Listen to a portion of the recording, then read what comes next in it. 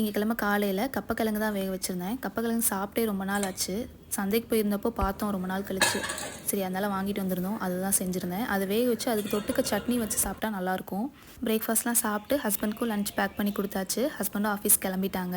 Husband office கிளம்புனதும் நானும் பிரேக்ஃபாஸ்ட்லாம் சாப்பிட்டு ஒரு மணி நேரம் ஃபோன் தான் பார்த்துட்ருப்பேன். அதுக்கப்புறம் தான் கிச்சனுக்குள்ளே வந்து வேலையை பார்க்குறது.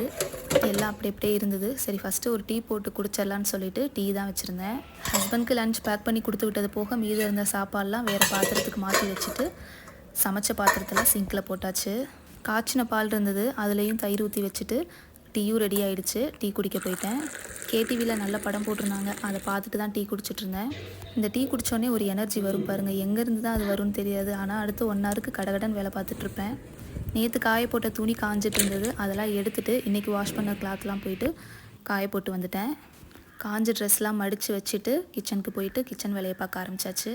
ஃபஸ்ட்டு பாத்திரம் தான் விளக்கிட்டு இருந்தேன். காலையில் கொஞ்சம் நேரம் ஃபோன் பார்த்துட்டு கிச்சனுக்கு வந்துட்டு கிச்சன் வேலையெல்லாம் முடிச்சுட்டு வீட்லேயும் மற்ற வேலை இருந்தால் அதையும் பார்த்துருவேன். ஆனால் சில டைம் வந்துட்டு ஃபோன் எடுத்துகிட்டு போய் படுத்தா எந்திரிக்கவே தோணாது. அப்படியே ஃபோன் பார்த்துட்டே இருப்பேன், அப்படியே தூங்கிடுவேன்.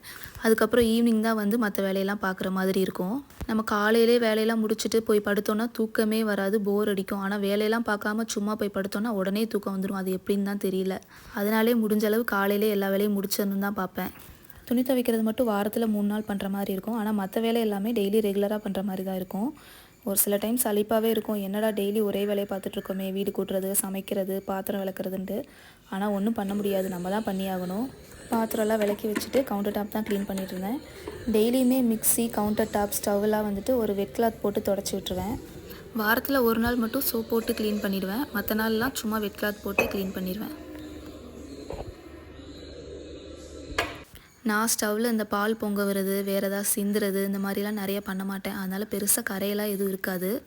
இருந்தாலும் தாளிக்கிறப்போ எண்ணெய் தெரிக்கும், அப்புறம் வேறு ஏதாவது கிண்டுறப்போ வெளியில் கொஞ்சம் சிந்தும், இந்த மாதிரி சின்ன சின்ன கரையெல்லாம் இருக்கும்ல. அதனால் டெய்லி வெட் கிளாத்தை வச்சு லைட்டாக இப்படி தொடச்சி விட்டுருவேன். இப்படி பண்ணுறதால வாரத்துக்கு ஒரு டைம் நம்ம சோப் போட்டு க்ளீன் பண்ணுறப்போ நம்ம கொஞ்சம் கஷ்டமாக தெரியாது, ஈஸியாக இருக்கும். ஏன்னா ரொம்ப கரையெல்லாம் இருக்காதுல்ல, அதனால் கொஞ்சம் ஈஸியாக இருக்கும். கவுண்டர் டாப் ஸ்டவ்வெல்லாம் தொடச்சி விட்டுட்டு பாத்திரம் விளக்குற சிங்கையும் சோப் போட்டு நல்லா க்ளீன் பண்ணி விட்டுருவேன். சிங்க்கு மட்டும் டெய்லியுமே சோப் போட்டே கழுவி விட்டுருவேன், அப்போ தான் நல்லாயிருக்கும். இல்லைனா ஒரு மாதிரி ஸ்மெல்லு வர ஆரம்பிச்சிடும். அதனால் டெய்லியுமே சோப் போட்டு கழுவி விட்டுருவேன்.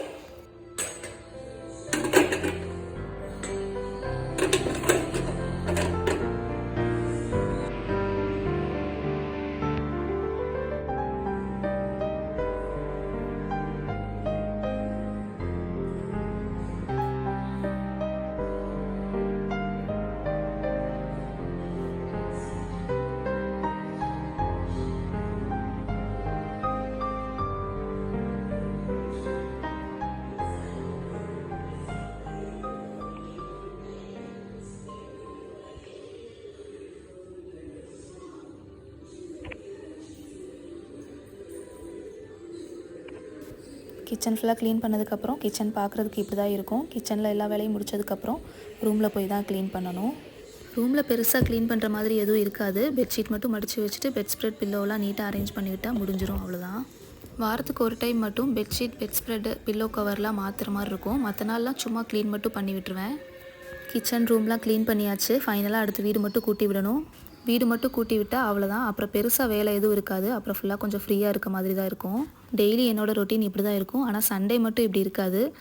எந்த டைம் எந்திரிப்போம், எந்த டைம் சாப்பிடுவோன்னு தெரியாது. ஆனால் மற்ற நாள்லாம் இந்த மாதிரி ஒரு ரொட்டீன் லைஃப் தான் போயிட்டுருக்கும். இதெல்லாம் முடிகிறதுக்கு ஒரு 2 ஹவர்ஸ் பக்கமாகிடும். 12 மணிக்கு ஸ்டார்ட் பண்ணால் 2 மணிக்கு தான் முடிகிற மாதிரி இருக்கும்.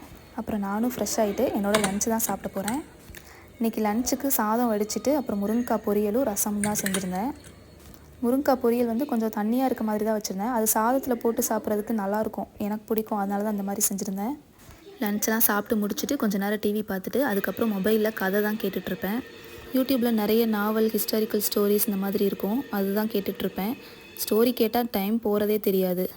மோஸ்ட் ஆஃப் த டே இப்படி தான் என்னோடய ரொட்டீன் இருக்கும்.